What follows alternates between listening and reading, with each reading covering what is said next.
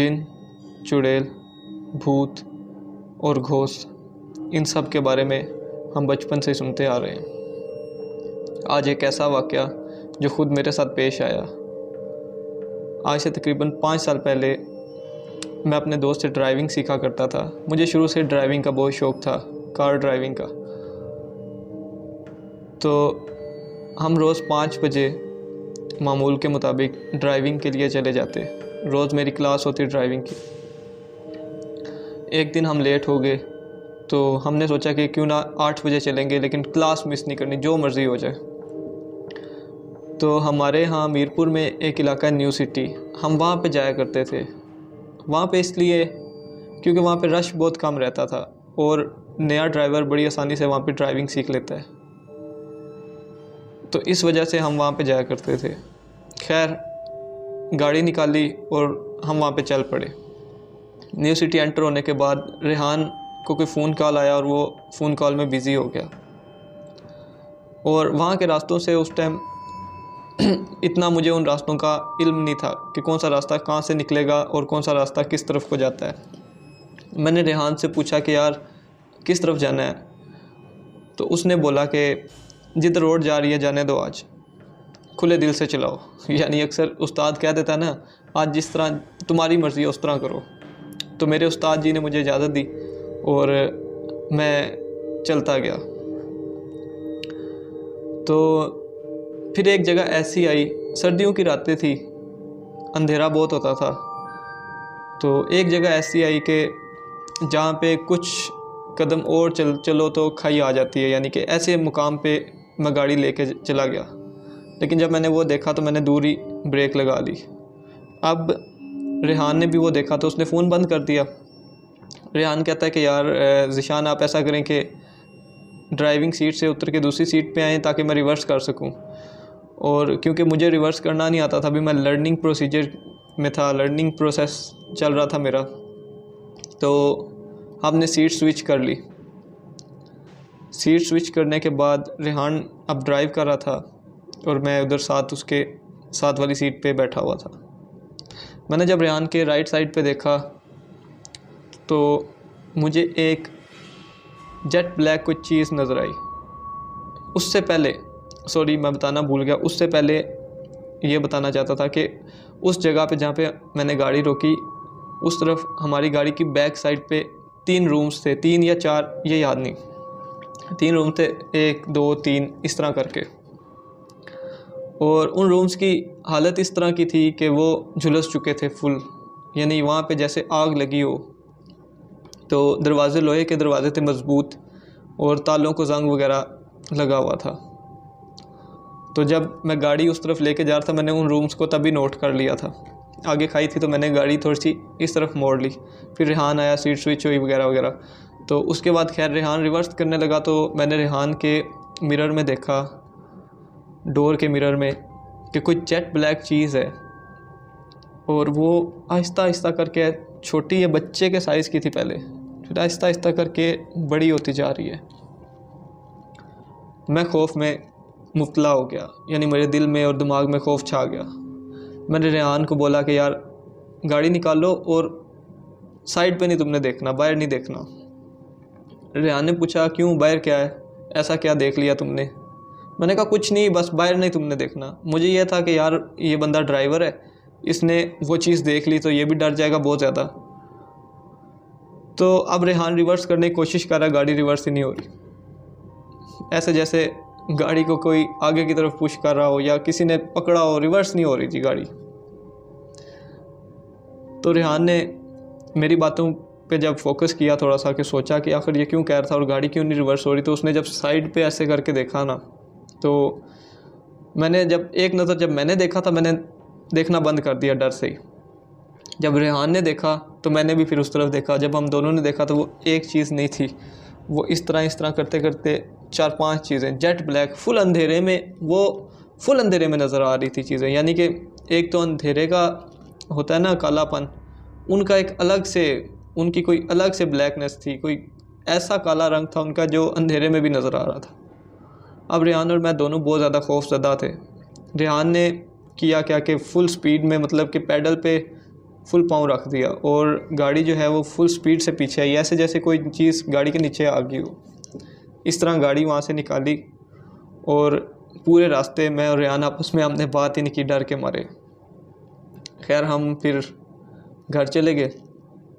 اگلے دن مجھے بڑا تیز بخار، میں نے ریحان کو فون کیا، میں نے اس سے پوچھا، میں نے کہا تیری طبیعت کیسی؟ کہتا ہے یار مجھے بہت تیز بخار ہے۔ ہم دونوں کو ہی بخار جی۔ پھر ہم نے ایک دو دوستوں سے ڈسکس کیا، انہوں نے بتایا کہ جب بھی آپ سم ٹائمز اس طرح ہوتا ہے کچھ لوگ کے ساتھ جو اس طرح کی کسی چیز کو یا کسی مخلوق کو دیکھ لیں تو انہیں بخار ہو جاتا ہے۔ وہاں سے ہمیں یقین ہوا واقعی ہم نے کوئی ایسی چیز دیکھی تھی جو عام طور پہ نظر نہیں آتی۔ کبھی کبھی وہ چیزیں جس کو چاہیں اپنے آپ دکھا سکتی ہیں، یعنی اگر وہ آپ 10 بندے کھڑے ہیں نا، 10 میں سے کسی ایک کو سلیکٹ کیا نا اس نے، تو وہ صرف اسی کو نظر آئے گی۔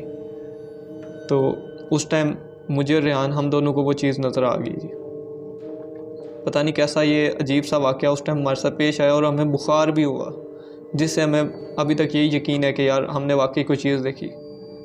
لیکن شاید یہ ہمارا وہم بھی ہو سکتا ہے، لیکن پھر بھی یار جنات میں ہم مسلمانوں کا یقین ہے کہ یہ چیزیں اصل میں ہیں اور ان کا بسیرا ویرانوں میں ہوتا ہے اور ایسی جگہوں پہ ہوتا ہے جہاں پہ کوئی انسان رہنا پسند نہیں کرتا یا انسان نہیں رہتے، وہاں پہ یہ بسیرا کر لیتے ہیں، کیونکہ دنیا میں اللہ تعالیٰ نے انسانوں سے زیادہ جنات کو پیدا کیا اور جنات اس دنیا میں ہم سے بہت زیادہ تعداد میں، تو یہ کہیں بھی ہو سکتے ہیں۔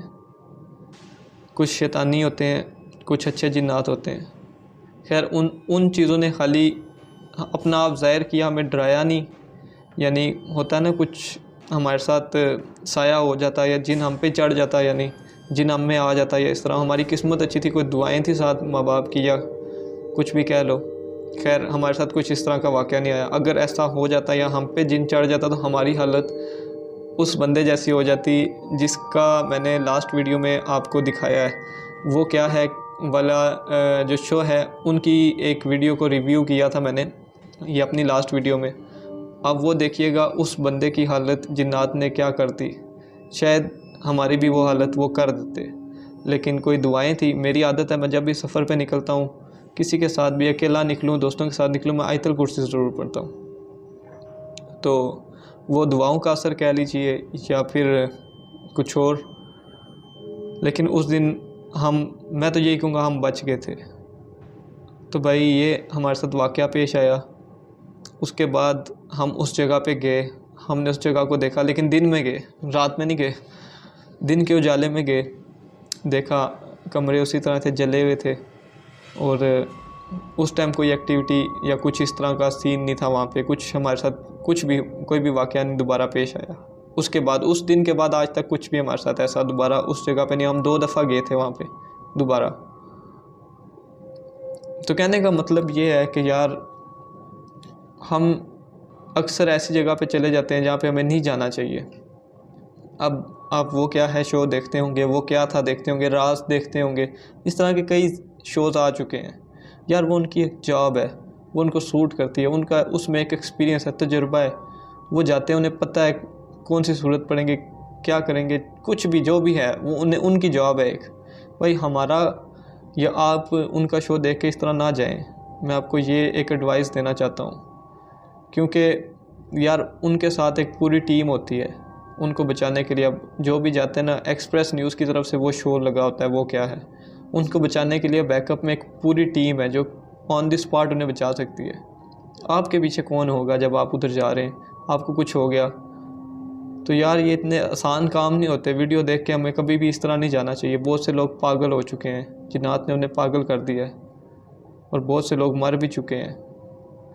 اور ایک واقعہ اس طرح کا بھی ہے میرے دوست کے ابو کا، کہ وہ شکار پہ جاتے تھے اور انہوں نے ایک ایسا پرندہ دیکھا جو سائز میں اتنا ایک بڑا تھا نا کہ انہوں نے اپنی زندگی میں اس طرح کا پرندہ نہیں دیکھا۔ وہ پرندہ دیکھنے کی دیر تھی، انہوں نے اس پہ گولی چلانے کی، وہ شکار کرنے جاتے تھے رات کے ٹائم، تو گولی چلانے کی کوشش کی، گولی نہیں چلی ان کی گن سے۔ تو اس دن کے بعد وہ انکل سوتے اپنے گھر میں تھے، لیکن کبھی درخت پہ لٹکے ہوئے ہیں، کبھی کہاں پہ ہیں، کبھی لڑائیاں کر رہے ہیں جنات سے، یا ان کو ہوش نہیں ہوتی تھی۔ وہ اپنی طرف سے تو مکے لاتیں مار رہے ہوتے تھے، لیکن ہمیں کچھ نظر نہیں آتا تھا۔ مطلب یہ میرے دوست کے بتائی ہوئی کہانی ہے کہ ان کے ساتھ یہ چیز ہوئی تھی. پھر دم کیا انہوں نے, کافی عرصہ لگا انہیں ٹھیک ہونے میں. رات کو وہ سوتے کہیں اور تھے اور برآمد پھر کہیں اور سے ہوتے تھے. یعنی کبھی درخت پہ اس طرح, کبھی کہیں بھی, مطلب جنات ان کی جان نہیں چھوڑ رہے تھے.